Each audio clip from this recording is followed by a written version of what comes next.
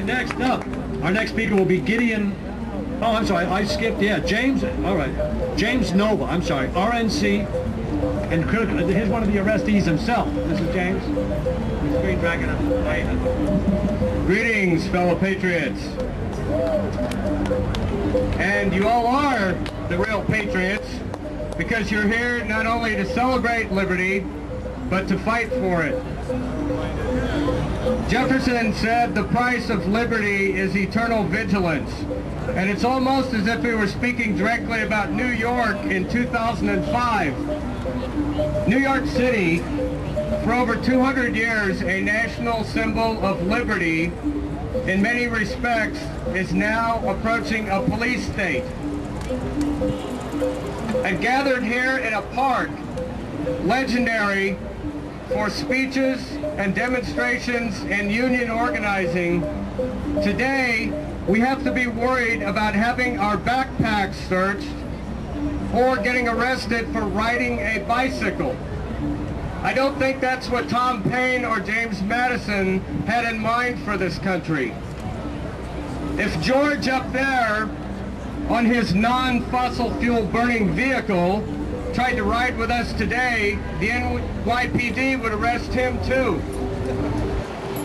Now, I'm not riding tonight because the street theater group that I'm with, Greene Dragon, is performing in the Howe Festival tomorrow morning, and I didn't want to take the risk spending the night in jail.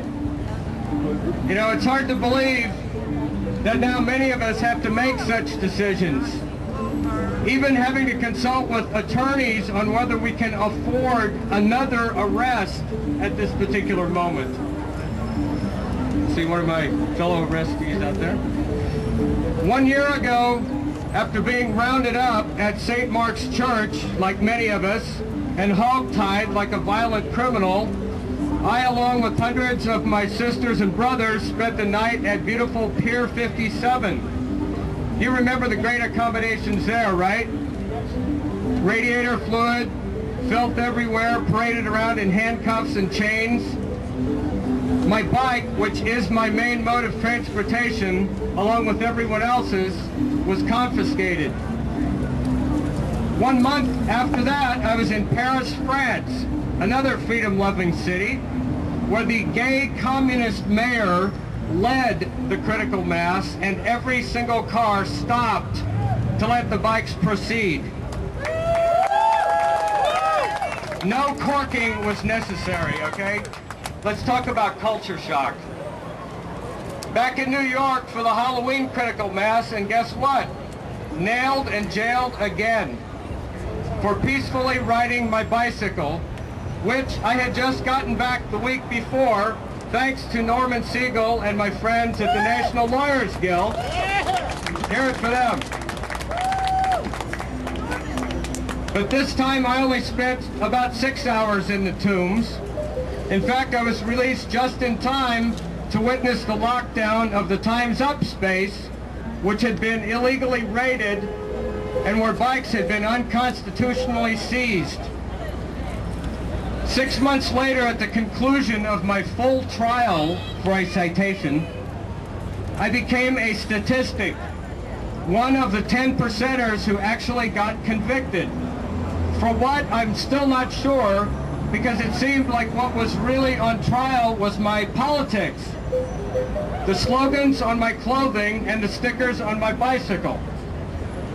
I have to admit that I did enjoy the moment of irony listening to the DA spitting out "Bush lies, who dies?" and "no more oil wars." By that time, I was beginning to question whether or not I was still living in America. But you know what? I have a message for Bloomberg and the NYPD. Next month, I will be riding again with my battle flag here. We'll all be back.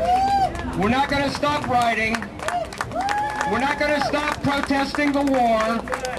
And we're not going to surrender our civil liberties to them or anyone else. Liberty! Say it with me. Liberty! Liberty!